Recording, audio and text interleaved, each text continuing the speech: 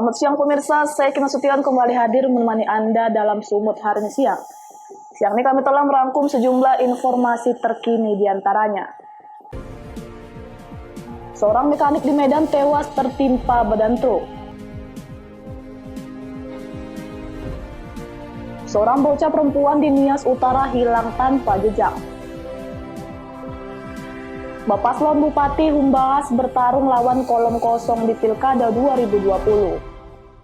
Selain cuplikan berita tadi, kami juga akan menghadirkan beragam informasi lainnya. Pemirsa, kita jelang Sumut hari ini siang selengkapnya.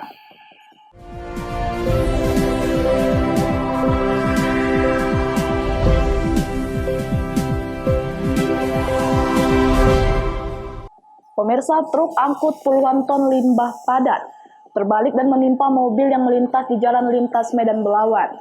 Akibatnya seorang mekanik tewas di tempat saat memperbaiki truk angkut tersebut.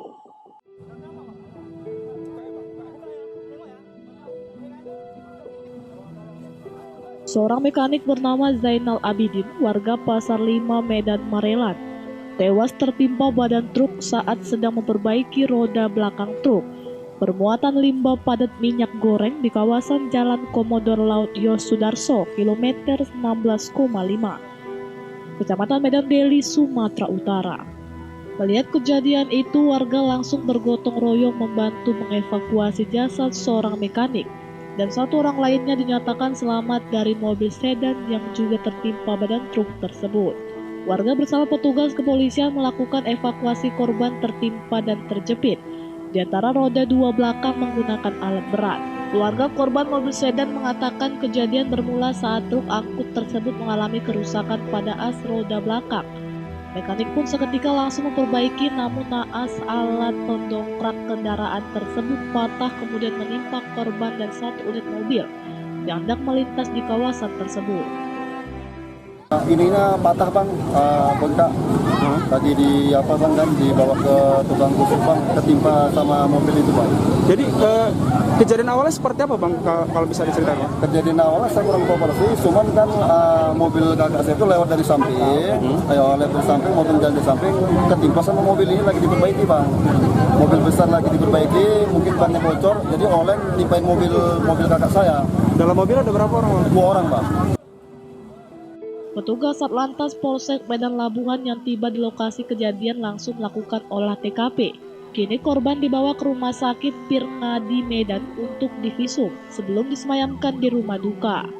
Akibat peristiwa ini lalu lintas di kawasan tersebut mengalami kemacetan selama 3 jam lamanya.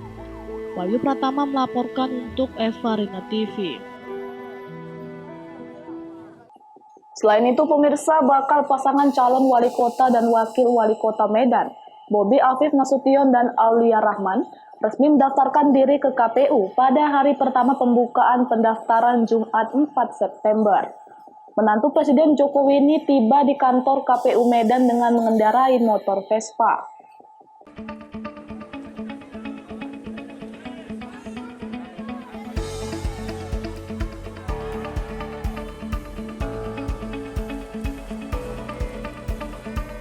Iring-iringan Bobi, Aulia, dan para pendukungnya tiba di kantor KPU Medan sekitar pukul 3 sore.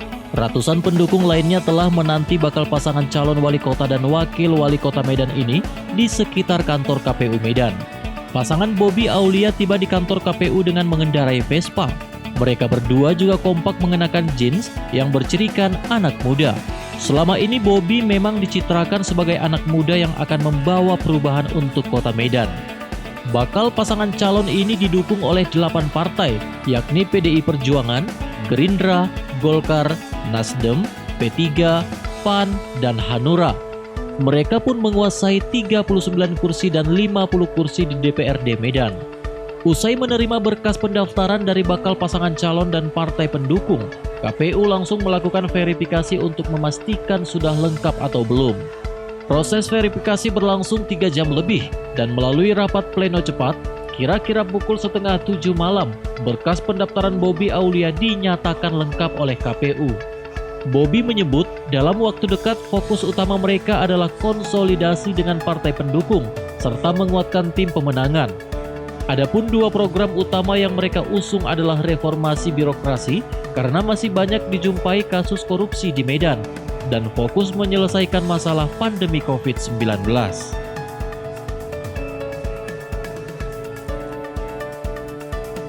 Ya dari kita sekarang yang pengen kita tekankan adalah dua program dulu yang pengen kita utamakan, yaitu kita bersih-bersih birokrasi Bang, karena nggak terlepas yang Abang sampaikan tadi itu adalah masalah dari internal birokrasi yang ada. Yang kedua itu kita sekarang dalam kondisi pandemi COVID-19, selain krisis kesehatan juga mungkin di bidang perekonomian dan di kesejahteraan juga perlu kita perhatikan. Mungkin dua itu Bang. Intervensi partai gimana Abang akan mengatasi nanti? Intervensi seperti apa maksudnya Bang? Intervensi partai nanti kan partai pengusung Abang banyak Nah ini Bang, di Medan ini saya rasa semua juga merasakan hal yang sama Bang. Masyarakatnya, partai politik juga sama. Pengen merasakan perubahan, intervensi-intervensi itu pasti ujung-ujungnya akan membuat Medan yang lebih baik lagi Bang. Bukan lebih bagus ya.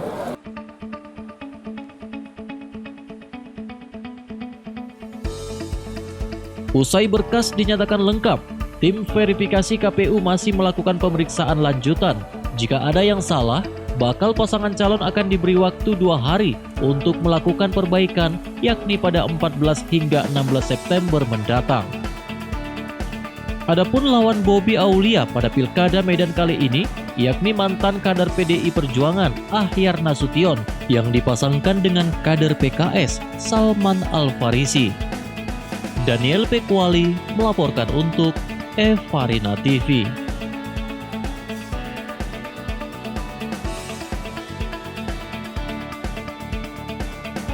Pemirsa, ganggu jalur perjalanan kereta api, petugas PT Kereta Api menggusur paksa puluhan rumah dan kios pedagang yang berdiri di sepanjang jalur kereta api jurusan Medan Belawan. Namun masih terlihat bangunan ruko yang berdiri tanpa izin, sehingga penggusuran dinilai pilih kasih.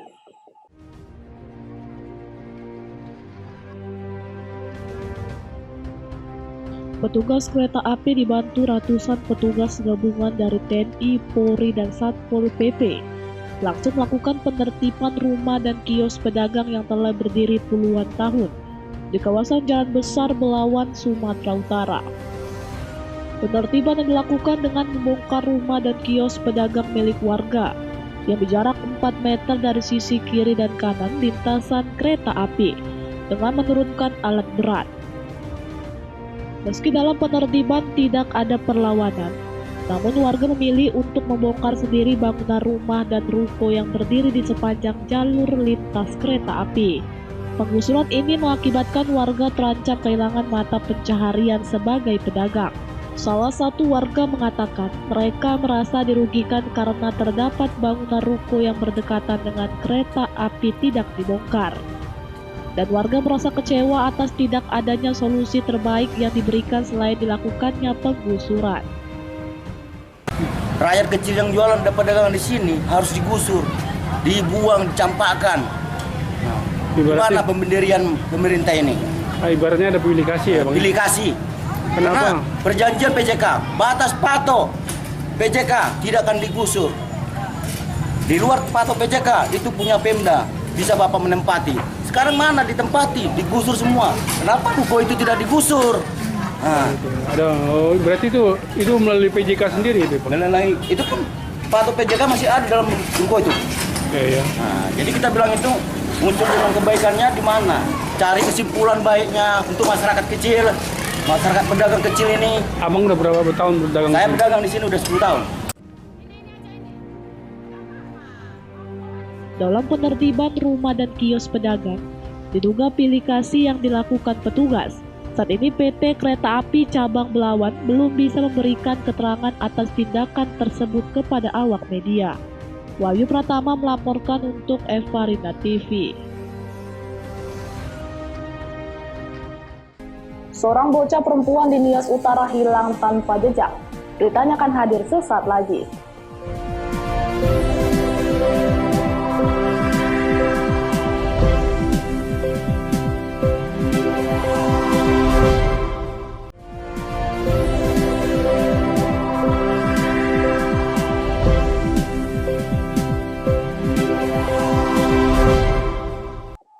Terima kasih masih bersama kami pemirsa. Seorang bocah perempuan umur 8 tahun bernama Marsetia Gea hilang tanpa jejak saat bersama pamannya berinisial SJ di kebun desa Hilisalo, Kecamatan Sitoluori, Kabupaten Nias Utara.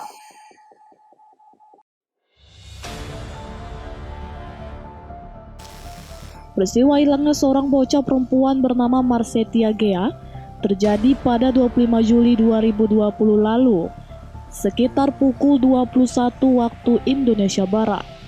Karena pamannya berinisial SJ mengaku telah meninggalkannya di tepi sungai, masyarakat setempat melakukan pencarian di sekitar sungai pada malam itu namun tidak ditemukan. Sebelumnya juga pihak Basarnas Nias telah melakukan upaya pencarian berhari-hari, menyisir sepanjang aliran sungai namun tidak berhasil ditemukan. Kedua orang tua bocah asal desa Fulolosalo, Kecamatan Sitoluori, telah melaporkan peristiwa hilangnya anak mereka tersebut di Polres Nias, namun tidak dapat dikembangkan penyidik karena mayat korban belum ditemukan. Dengan membawa foto putrinya, kedua orang tua bocah tersebut menangis histeris di halaman Mapolres Nias, menuntut keadilan atas hilangnya putri mereka yang tak kunjung terungkap.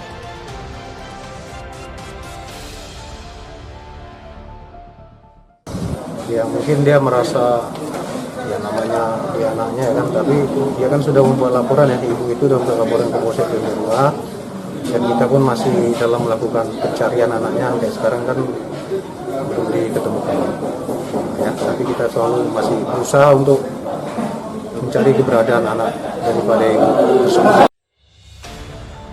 Kasat Reskrim Polres Nias AKP Junisar Rudianto menyatakan, pihaknya masih terus melakukan pengembangan penyelidikan.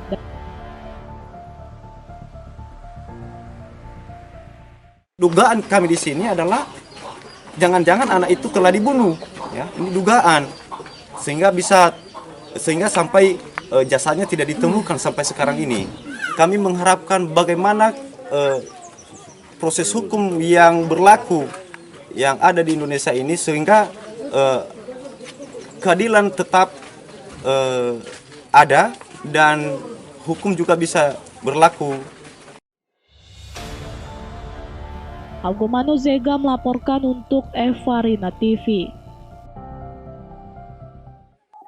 Pemirsa, setelah 7 hari dilakukan pencarian oleh tim gabungan, akhirnya jasad Faiz Azmi, korban tenggelam di pemandian Batu Jalur, Desa Perbaingan, Kecamatan Kotarih, ditemukan warga di bendungan Sungai Ular, Dusun 1, Desa Pulau Tagor, Kecamatan Serbajadi, Kabupaten Serdang Bedagai, Sumatera Utara.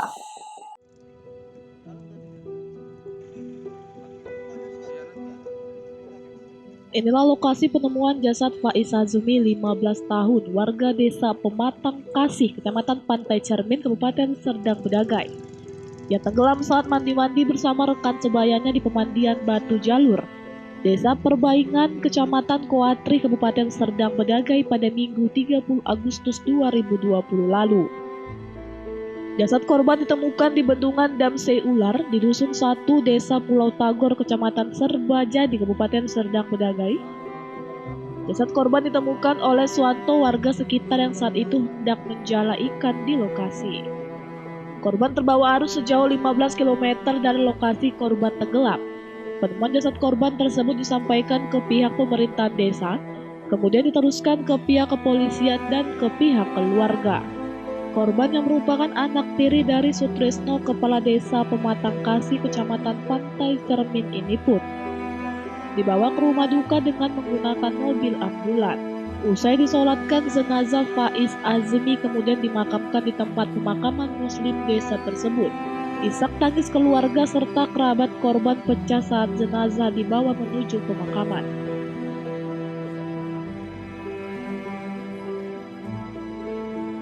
Jam berapa Pak korban ditemukan Pak?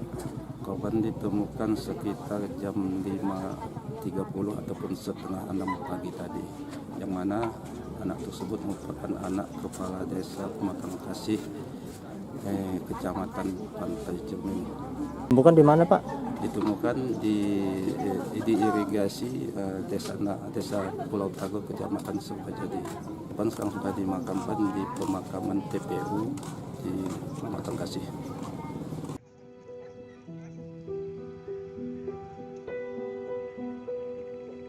terlihat ratusan pelayat memadati rumah duka.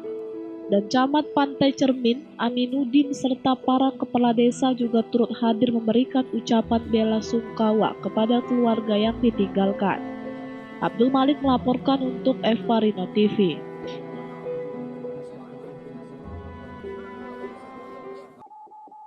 Kita ke informasi lainnya, pemirsa. Puluhan wartawan media cetak, online, dan media elektronik Tanjung Balai melakukan aksi damai terkait pelarangan wartawan yang meliput kegiatan pendaftaran pasangan wali kota Tanjung Balai, Sahrial Wakil Wali Kota Waris Tolib, di kantor KPU Kota Tanjung Balai, Sumatera Utara.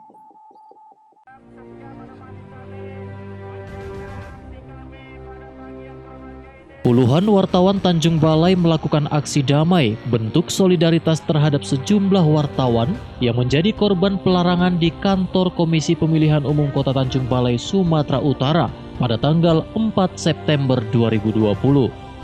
Buntut pelarangan terhadap wartawan yang ingin meliput tahapan pendaftaran pasangan calon wali kota dan wakil wali kota Tanjung Balai di kantor KPU Tanjung Balai. Dalam orasinya, dikatakan Ian Aswika, wartawan dilindungi Undang-Undang Nomor 40 Tahun 1999 tentang pers, melarang wartawan dalam melaksanakan tugas jurnalistik bisa dikenakan sanksi pidana atau denda.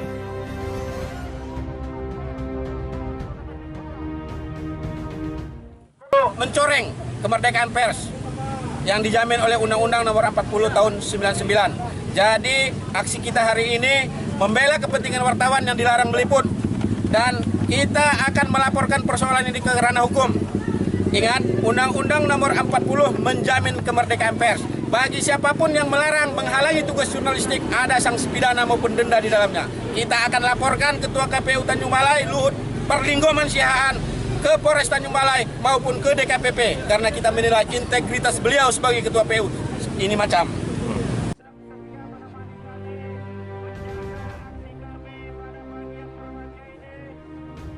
Tanpa memberikan kesempatan klarifikasi Ketua KPU Tanjung Balai, puluhan wartawan langsung berangkat ke Polres Tanjung Balai untuk membuat laporan. Wanda Pratama melaporkan untuk Eva Rino TV.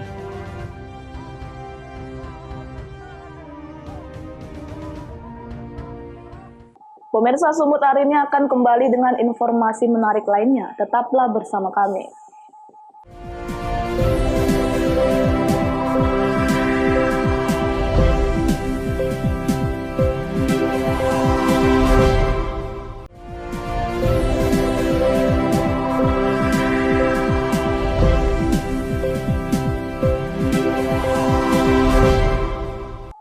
Terima kasih masih bersama kami. Pemirsa, bakal pasangan calon bupati dan wakil bupati Kabupaten Humbang Hasundutan, Sumatera Utara, Dosmar Banjar Nahor dan Oloan Paniaran Nababan, mendaftar ke kantor KPUD Humbang Hasundutan dengan menaiki sepeda. Pasangan calon ini mendaftar via jalur partai politik dengan mengusung hampir seluruh parpol dan berpeluang besar hanya melawan kotak kosong.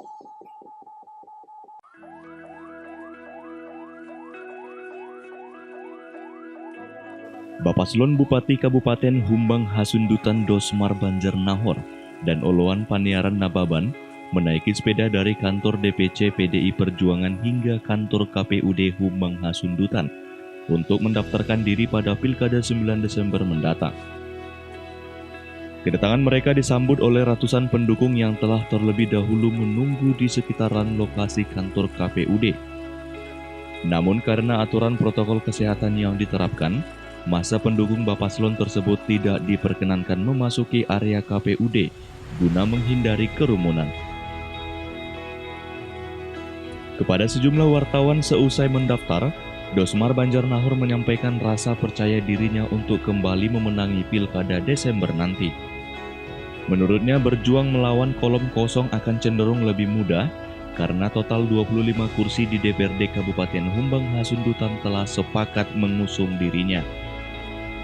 Total 8 partai yang memiliki kursi tersebut yakni PDI Perjuangan, Golkar, Nasdem, Hanura, Perindo, Demokrat, PSI, dan Gerindra.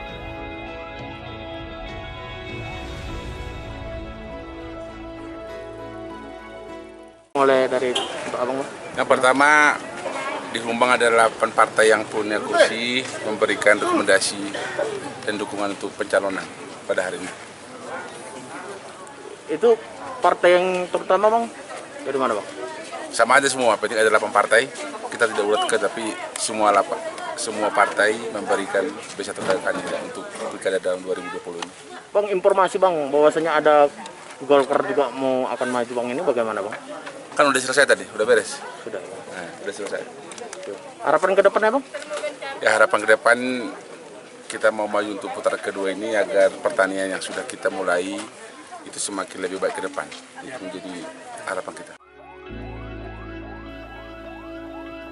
Rasa kepercayaan diri Dosmar ditegaskannya dengan penyebutan sejumlah capaian-capaian selama memimpin di periode 2015-2020.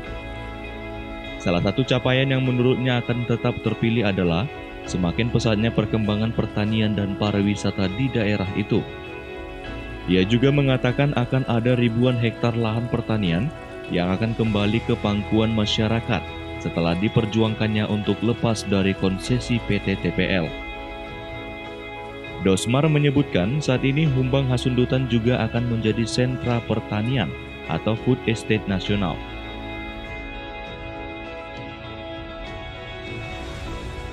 Rahmat Tinton Banjarnahor melaporkan untuk Evarina TV.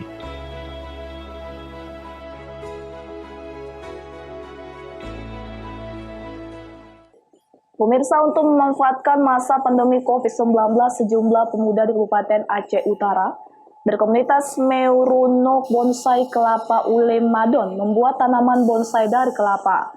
Tanaman unik ini mulai banyak diminati pencinta tanaman hias.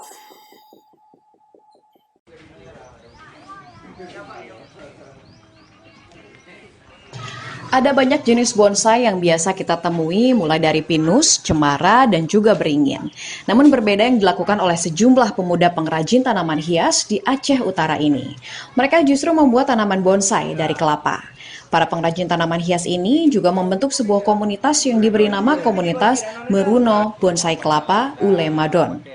Cara membonsai tanaman ini awalnya diajarkan oleh kepala desa. Usai studi banding ke daerah Lembang, Bandung Barat. Setelah berjalan hampir setahun, tanaman ini mulai digemari dan memiliki nilai ekonomis yang cukup tinggi.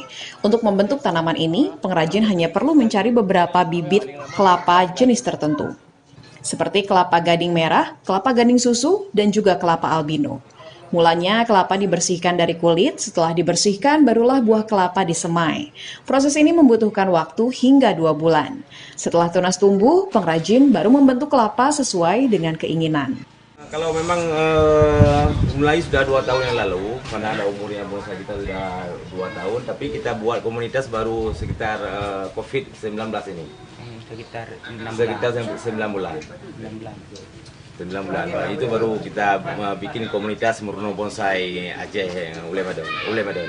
Penjualannya karena memang kita belum penjualan ke luar daerah, baru sebatas kawan-kawan. Harga tanaman bonsai kelapa dibanderol mulai dari Rp150.000 hingga Rp1.000.000. Harga tergantung bentuk dan kesulitan dari bonsai. Semakin unik bentuknya dan semakin lama usia bonsai, maka akan semakin tinggi nilai jualnya. Dari Aceh Utara, Aprizal Rahmat, Kantor Berita Antara mewartakan. Pemirsa, informasi tadi sekaligus mengakhiri pertemuan kita dalam Sumut hari ini siang.